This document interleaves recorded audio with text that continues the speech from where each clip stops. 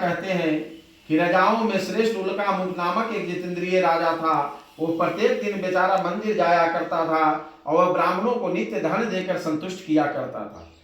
उसकी कमल के सदृश मुख वाली प्रमुग्धा पत्नी थी। वह अपने पत्नी के साथ भद्रशिला नदी के तट पर श्री सत्यदेव का व्रत करता था। उसी समय वहां पर एक बनिया आया।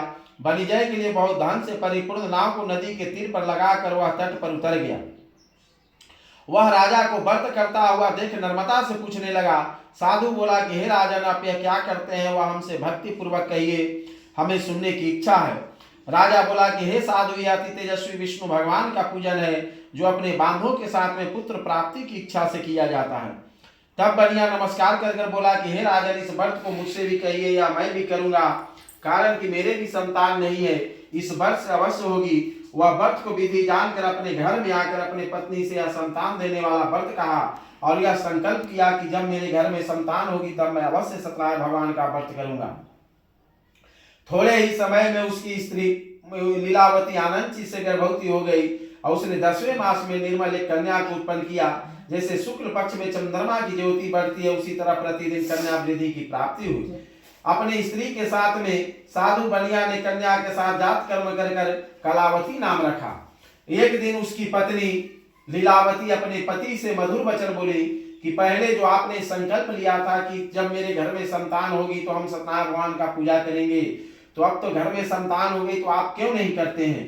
तो उसका पति बोलता है कि हे प्रिय, इसके विवाह के समय मैं इस व्रत को मैं अवश्य करूंगा। और इस प्रकार अपने पत्नी को समझा कर वह बाहर चला गया और इधर कलावती पिता के घर पर नृत्य बढ़ने लगी। एक दिन धर्मज्ञ साधु बनिया ने सखियों के साथ खेलती हुई लड़की को विवाह के योग्य देख दूत को बुलाकर कहा कि विवाह के निमित्त कन्या के लिए योग्य वर खोज कर ले आओ। साधु की आज्ञा पाकर दूत कंचन नगर में गए और उस नगर से एक बनिक पुत्र को लेकर साधु के पास आए और उसने सुंदर गुण युक्त लड़के को देखा और जाति भाइयों के साथ में प्रसन्नचित होकर विधान पूर्वक अपनी कन्या का उस बनिक पुत्र के साथ विवाह कर दिया। अभाग्यवश विवाह के समय भी उस व्रत को साधु भूल गया। तब सत्यनारायण देव क्रोधित हो गए और कुछ दिन बाद निज कर्म में अति चतुर साहूकार व्यापार की इच्छा से अपने दामाद को लेकर समुद्र के निकट रत्नासा नामक नगर में जाकर व्यापार करने लगा। और उसी समय सत्यनारायण स्वामी ने साधु को प्रतिज्ञा से भ्रष्ट देकर उसको श्राप दिया कि तेरे ऊपर बहुत बड़ा भारी दुख पड़ेगा।